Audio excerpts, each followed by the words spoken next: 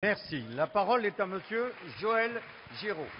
Merci, Monsieur le Président. Ma question s'adresse à Madame la Ministre des Affaires sociales et de la Santé.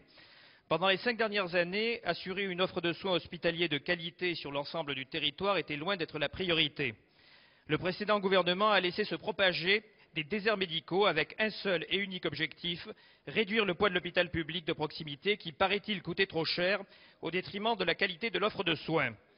Cette politique de réduction de l'offre s'est traduite partout de la même manière, par la fermeture de services dans les petites structures, transformant inexorablement les petits hôpitaux en centres de long séjour. La santé de la population a été sacrifiée sur l'autel de la rigueur budgétaire. Aussi, les nouvelles orientations du président François Hollande, du Premier ministre Jean-Marc Ayrault et de vous-même, Madame la Ministre, qui avez annoncé vouloir réinscrire dans la loi la notion de service public hospitalier, sont porteuses d'espoir pour nos territoires, car la France est une mosaïque de territoires. Il y a dans ce pays des territoires spécifiques, dont certains cumulent isolement, caractère frontalier, saisonnalité des activités.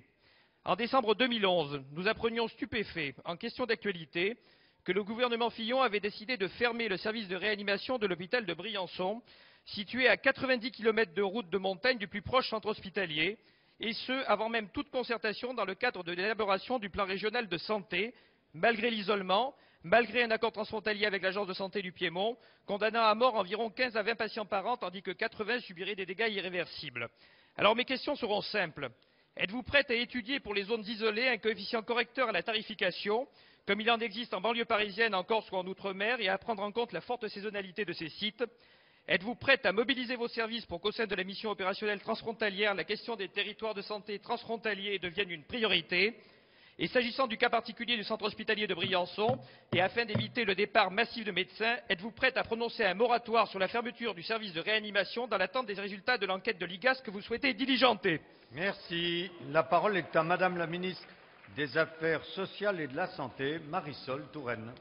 Merci, Monsieur le Président. Monsieur le député Joël Giraud, je connais votre attachement et nous connaissons tous votre attachement au centre hospitalier de Briançon. Et vous avez bien raison, car sa position, qui est éloignée des autres centres hospitaliers du département, en fait un élément incontournable de l'offre de soins dans la région.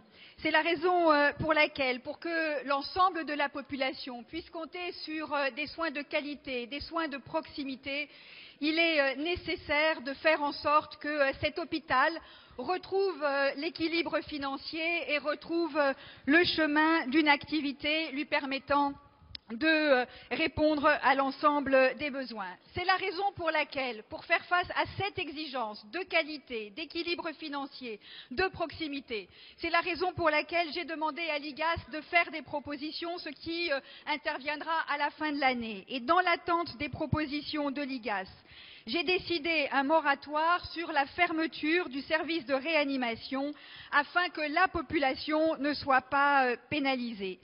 Je dois le dire, j'entends de façon plus globale votre préoccupation en matière de tarification. Parce que la vérité, c'est que la droite, au cours des dernières années, a sacrifié le service public hospitalier. La vérité, c'est qu'au cours des 5 dernières années, vous avez sacrifié les soins de proximité.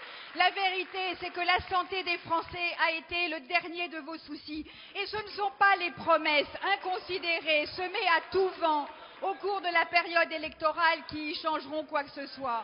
Et mesdames et messieurs les députés de l'opposition, vous le savez très bien puisque vous venez au ministère pour demander que les promesses qui vous ont été faites par le gouvernement précédent soient honorées.